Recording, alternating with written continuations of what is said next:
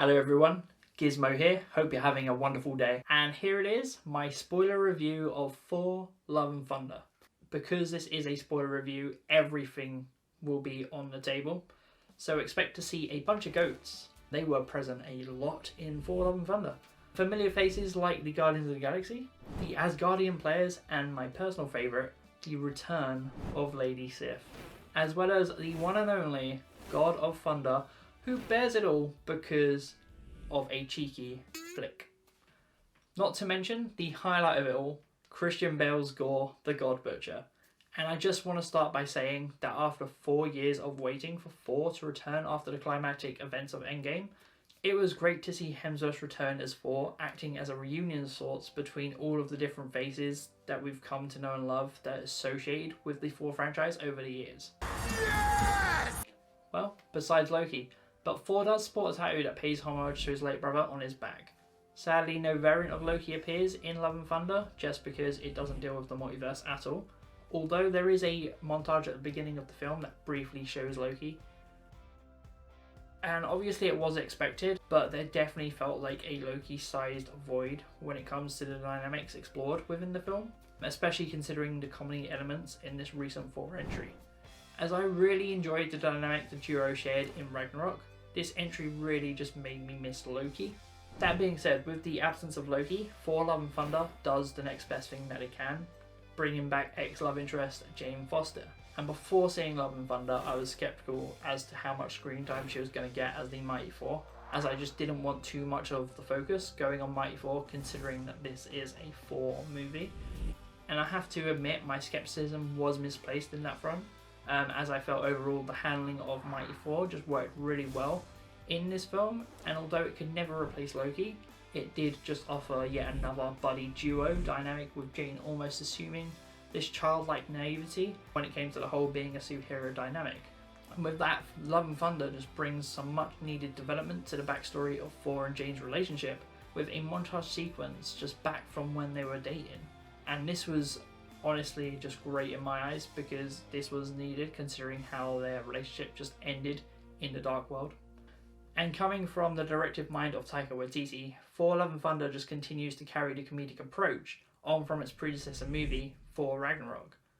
This time doubling down as a romantic comedy as Thor comes to grips with who he is, and I've got to be honest, the comedy in this one, although containing a few noteworthy jokes and one-liners like the whole Mjolnir and Stormbreaker gag, it just didn't hit the same notes that Ragnarok did for the comedy with regards to its journey in the story. And the main reason for this was just due to the volume of characters the movie just tried to incorporate, and it never truly gives itself enough focus for moments to play out and breathe. And this was most notable when it came to the story arc for Mighty Thor, as it tackles her battle with cancer from the comics.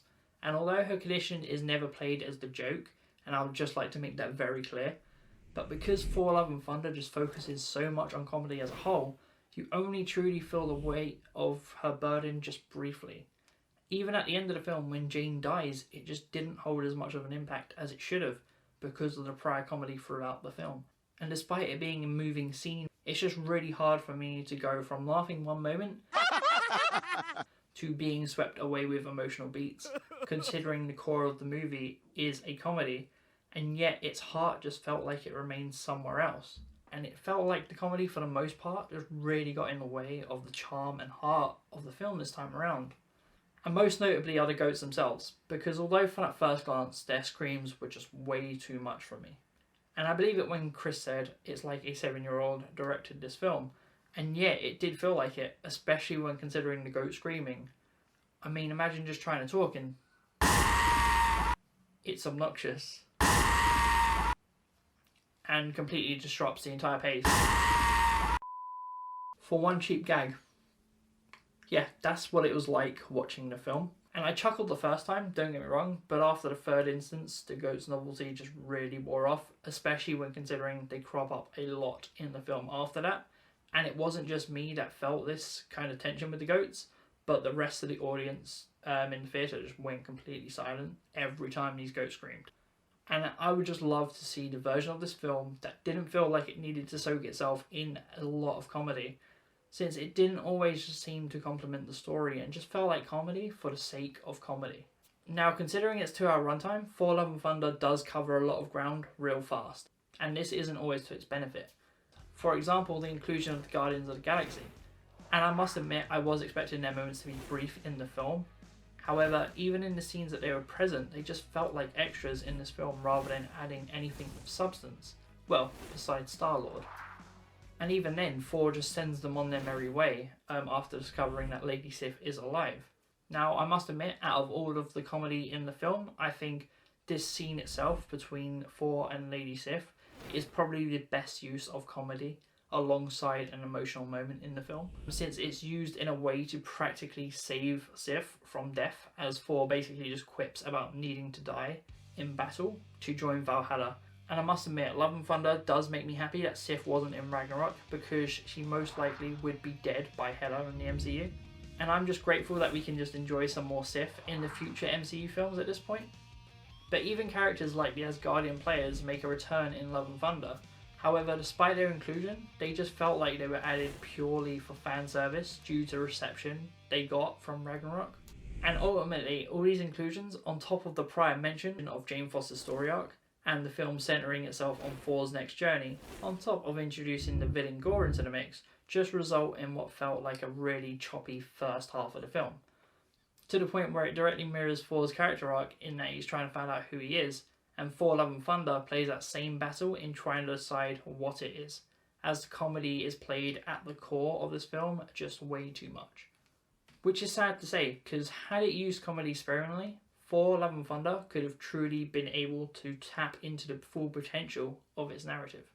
Despite this, Love and Thunder does manage to find its feet with the pacing of the second half, and when it gives its story a chance to breathe with some heart-tugging story beats, they more than make up for the lukewarm start to the film. And the characters themselves are really well executed, and I can't knock the acting at all, especially Christian Bale, since he completely steals the show with his performance of Gore the God Butcher, and he really goes ham on creating this twisted, corrupted villain. And for the first time in the MCU, it really feels like we have a villain with zero limits, since not only does he butcher gods, but he also kidnaps all the Asgardian children to coax Thor into action.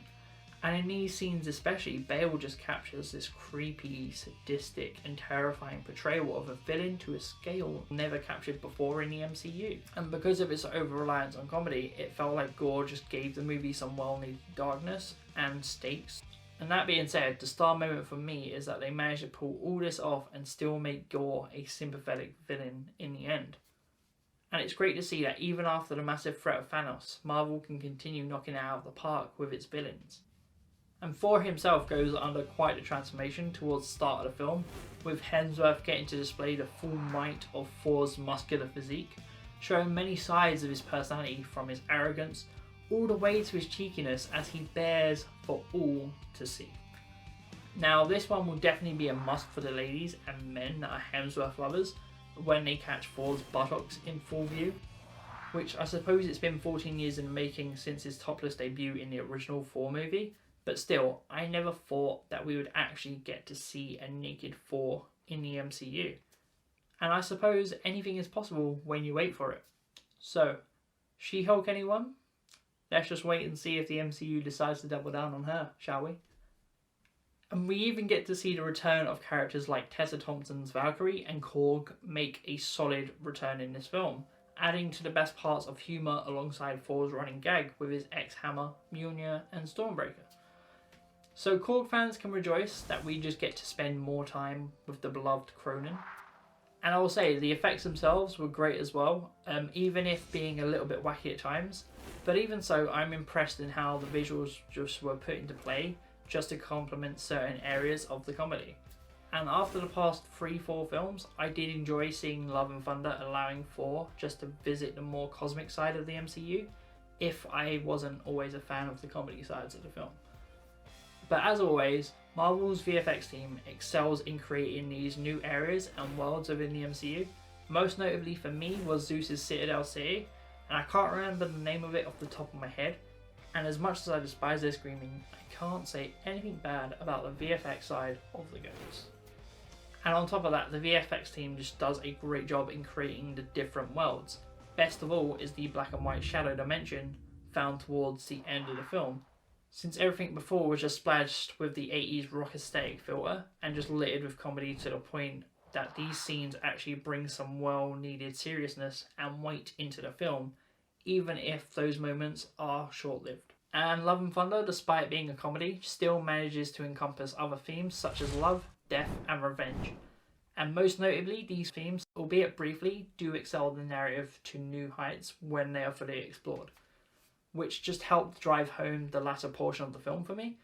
And I'll say it's refreshing that even with regard to the multiverse, that Marvel is still equally grounded to exploring individual character stories and journeys as well, as not everything needs to have these grand impacts on the MCU's universe as a whole. And I enjoyed the direction that this film took Thor as he finally found his purpose as the saviour of the children of New Asgard, even going as far as to temporarily give the children powers against Gore.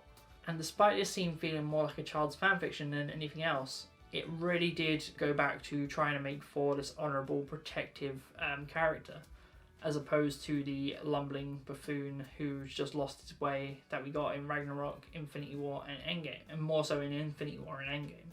And I just can't wait to see what the future holds for him now that he is the foster uncle to Gore's daughter, following the wish Gore makes at the end of the movie to bring his daughter back. And this decision in itself just gives much needed depth to Gore whilst also redeeming himself in death. Overall, Thor Love and Thunder has some really cool ideas and excels in the overarching stories and journeys of the characters. However, it doesn't always leave itself a lot of room to breathe away from the comedy, and whilst this worked really well for Ragnarok, I definitely feel like Love and Thunder just needed a different set of pace of its comedy, considering the darker undertones and certain story beats that it wanted to tell, resulting in a very choppy first half. But if you can get past that, then the rest of the film definitely tries to make up for it, because that's when the film does give itself just as time to breathe during the emotional, heartfelt moments, albeit just a little too late. And I feel if Love and Thunder had relied just less on the comedy, it would have held up more as a movie than it currently does. And I must admit, I had my expectations a bit higher for Love and Thunder than I usually would, just because of how much I loved Thor Ragnarok. However, Thor Love and Thunder does just feel lukewarm at most when considering its predecessor. Even though Jane's Mighty Thor doesn't steal the God's thunder, the comedy definitely grounded it. Rating this film, I would have to give it a 6 out of 10, just due to its over-reliance on comedy, since that's really all the movie is. It's a comedy. And it just really fails to capture the same comedic charm as Ragnarok. And although Thor Love and Thunder does have a lot to offer with its story and narrative, it sadly just doesn't stick the landing. In that the only saving grace for perhaps bumping up my score would be Christian Bale's Gore, because his portrayal I would definitely rate a 12 out of 10 because he is that good. However, I don't think it's fair to raise a score of a film higher because the villain is great. Like, Gore is definitely the highlight.